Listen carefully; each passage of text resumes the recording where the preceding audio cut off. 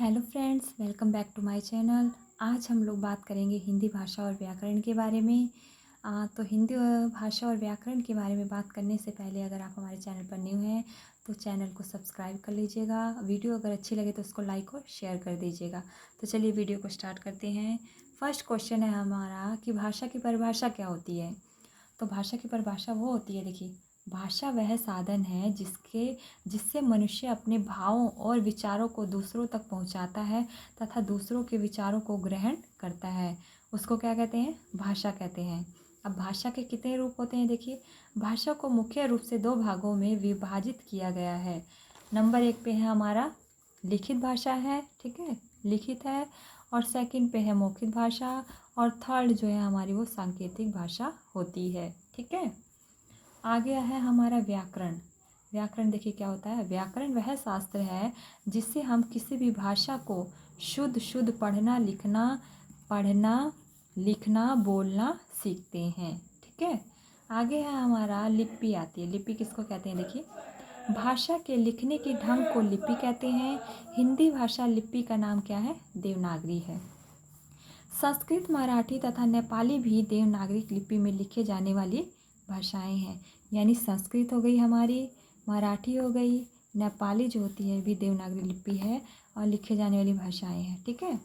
14 सितंबर 1949 को, अब देखिए, संविधान के अनुच्छेद 343 में हिंदी को राजभाषा का दर्जा दिया गया। इसी कारण 14 सितंबर को हिंदी के रूप में मनाया जाता है, ठीक है।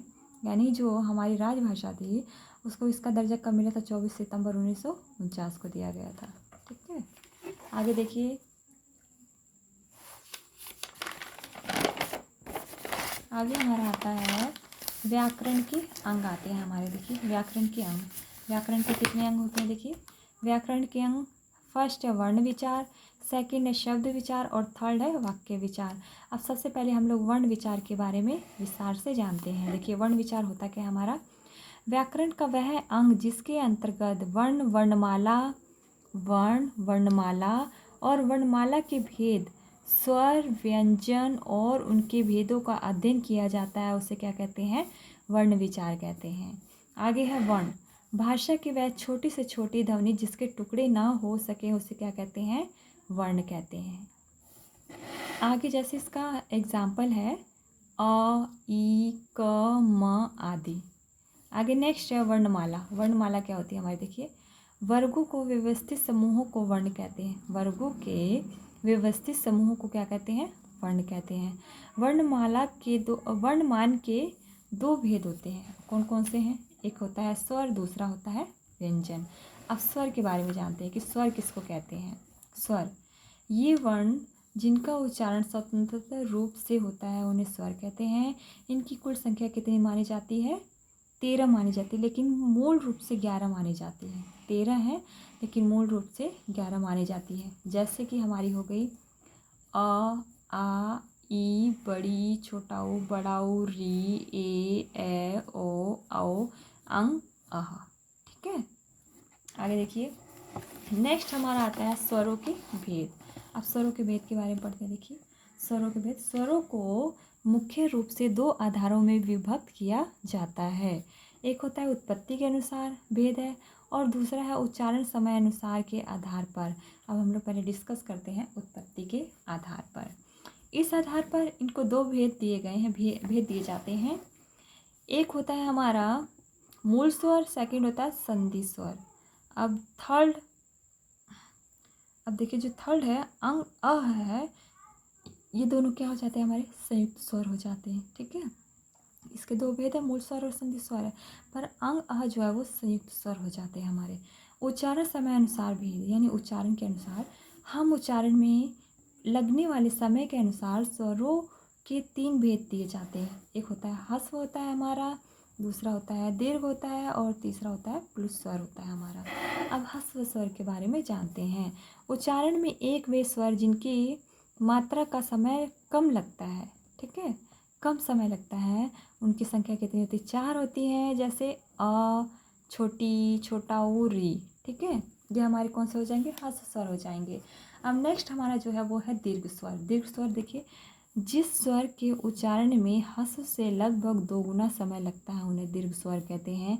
इनकी संख्या कितनी होती है? 7 होती है। देखिए जैसे बड़ा आ, बड़ी, बड़ा ऊ, ए औ। ठीक है, ये हमारे कौन से होते हैं? ये हमारे होते हैं दीर्घ स्वर होते हैं। अब नेक्स्ट हमारा है, जरा देखिए, नेक्स्ट हमारा आ जाता है प्लुस स्वर। प्लुस स्वर के बारे में जो आप बात करते हैं, देखिए प्लुस स्वर में कह रहे हैं कि जिस स्वर के उच्चारण ह्रस्व और दीर्घ से ज़्यादा समय लगता है उन्हें प्लुस स्वर कहते हैं। इनका उपयोग किसी व्यक्ति को बुलाने या दूर से पुकारने में किया जाता है, जैसे ओम। अब देखिए कितनी आवाज़ लंबी आ रही है, ओम आ रही है ना, यानी इसमें खींच कर बोला जा रहा है, तो ये कौन सा स्वर हो जाएगा? हमारा प्लुस स्वर हो जाएगा। आगे स्वरों की मात्राएं देखिए। स्वरों को जब व्यंजनों से जोड़ा जाता है तो वे मात्रा के रूप में उससे जुड़ जाते हैं। ठीक है, अ एक मात्र स्वर है जिसकी कोई मात्रा नहीं होती है। अ, क, देखिए अ अगर क है तो इसमें कोई मात्रा नहीं जुड़ेगी। अगर ये बड़ी की मात्रा है तो क को बड़ी की मात्रा लग जाएगी। ए है, छोटा ए है तो क को ए की मात्रा, औ है तो क को बड़े ओ की यानी क हो जाएगा। आ यानी क को आ की मात्रा लग गई है। ऊ है, छोटा ऊ तो क को छोटे ऊ की मात्रा लग गई है। ए है तो क को ए की मात्रा लग गई है। छोटी ई, क को छोटी की मात्रा लग गई है। बड़ा ऊ, क को बड़े ऊ की मात्रा, औ क हो गया। ठीक है, औ क। जैसे देखिए हिमालय, हिमालय। अब इसको कई उसमें तोड़ना है तो कैसे लिखेंगे? देखिए ह प्लस ई धन म धन आ धन ल धन अ धन य धन अ। ठीक है, आगे हमारा आता है अयोगवा। इसकी संख्या 2 है जो अंग और अ होता है। अयोगवा में 2 स्वर दो आते हैं, अंग और अ। इन दोनों को स्वरों की श्रेणी से बाहर रखा जाता है क्योंकि अधिकार स्वतंत्र रूप से बाह्य होते हैं। ठीक है, आगे हमारा आता है व्यंजन। व्यंजन के बारे में बात करते हैं। व्यंजन देखिए क्या होता है। वे वर्ण जो स्वरों की सहायता से बोले जाते हैं उन्हें व्यंजन कहते हैं। वर्णमाला में मूल रूप से इसकी संख्या 33 है, जबकि इनकी मूल संख्या कितनी है? 36 है। अब आते हैं व्यंजन के भेद। व्यंजनों को मुख्य रूप से 3 आधार में विभाजित किया जाता है। उच्चारण के आधार पर भेद। उच्चारण के आधार पर वाक्यों के 3 भेद होते हैं, स्पर्शी व्यंजन, अंतस्थ व्यंजन, ऊष्म व्यंजन। अब हम बात करते हैं स्पर्शी व्यंजन के बारे में। देखिए स्पर्शी व्यंजन हमारे होते क्या हैं? वे व्यंजन जिनका उच्चारण करते समय बाह्य मुख के विशेष हिस्सों से स्पर्श करके निकलती है उन्हें स्पर्शी व्यंजन कहते हैं। और इनकी संख्या कितनी होती है? 25 होती है। देखिए जैसे क वर्ग हो गया, च वर्ग, ट वर्ग, त वर्ग, प वर्ग, यानी ये पूरा हो गया। अब जो क वर्ग होता है उसकी आवाज़ कहाँ से होती है? कंठ से निकलती है। च वर्ग की तालु से निकलती है, ट वर्ग की मूर्धा से, त वर्ग दंत से, और प वर्ग हमारा होता है जो ओष्ठ से होता है। ठीक है, और ये सब हमारे क्या है? स्पर्श व्यंजन होते हैं। ठीक है, आगे नेक्स्ट हम लोग बात करते हैं अंतस्थ व्यंजन। अंतस्थ व्यंजन देखिए हमारा क्या होता है। अंतस्थ व्यंजन के बारे में। अंतस्थ व्यंजन जिन व्यंजनों का उच्चारण करते समय जीवा विशेष प्रक्रिया यानी जो जीवा होती है विशेष सक्रिय नहीं होती है उन्हें अंतस्थ व्यंजन कहते हैं। इन्हें कोमल व्यंजन भी कहते हैं। इन्हें कोमल व्यंजन भी कहते हैं। इनकी संख्या 4 होती है। इनका उच्चारण जीभ से, तालु से, होठों को सटाने से होता है। यानी इसका उच्चारण हमारा किससे किससे होता है? जीभ से होता है, तालु से होता है, होठों से होता है। जैसे य र ल व, य र ल व हुआ। आगे आता है हमारा ऊष्म व्यंजन। वे व्यंजन जिनको बोलने में एक प्रकार की ऊष्मा या गर्मी हमारे मुख से निकलती है उन्हें हम ऊष्म व्यंजन कहते हैं। इनकी संख्या कितनी होती है? 4 होती है। जैसे श, श, ह, श, श, श, ह। ठीक है, आगे हमारा आता है संयुक्त व्यंजन। संयुक्त व्यंजन में देखिए, संयुक्त व्यंजन में जैसे कि हमारे पास संयुक्त व्यंजन होते हैं छ, त्र, ज्ञ होता है। अगर छ कोई बनाना तो क धन श, धन छ, ये हमारा क्या बन जाएगा? अब ये देखिए त धन र, त्र बन गया। उसके बाद है हमारे पास ये क धन श, क धन श हमारा जो रहेगा वो हमारा बन जाएगा श, श बन गया है। उसके बाद आता है हमारा ज धन न, ज्ञ बन जाएगा। ज्ञ बनाना तो ज धन न। प्राण आयु के मात्रा के आधार पर, अब प्राण आयु मात्रा के आधार पर चलिए पढ़ते हैं। देखिए, इनकी मात्रा के आधार पर व्यंजनों के दो भेद किए गए हैं। एक होता है अल्प प्राण, दूसरा होता है महाप्राण। अल्प प्राण के बारे में पढ़ते हैं। जिन वर्गों के उच्चारण में प्राण वायु शांति सब लगती है उन्हें अल्प प्राण व्यंजन कहते हैं। प्रत्येक वर्ग का पहला तीसरा तथा पांचवा वर्ण अल्प प्राण व्यंजन है तथा य, र, ल, व इसके अंतर्गत आते हैं। आगे हमारा आता है महाप्राण।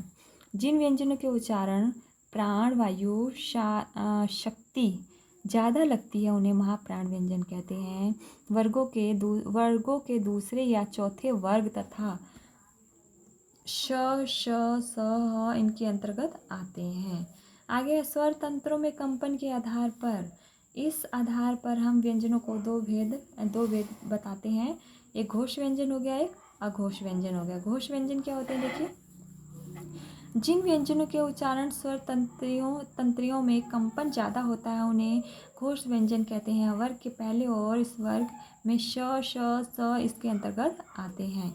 आगे हमारा लास्ट है अघोष व्यंजन। जिन व्यंजनों के उच्चारण में स्वतंत्रता में कंपन ज़्यादा होती है उन्हें अघोष व्यंजन कहते हैं।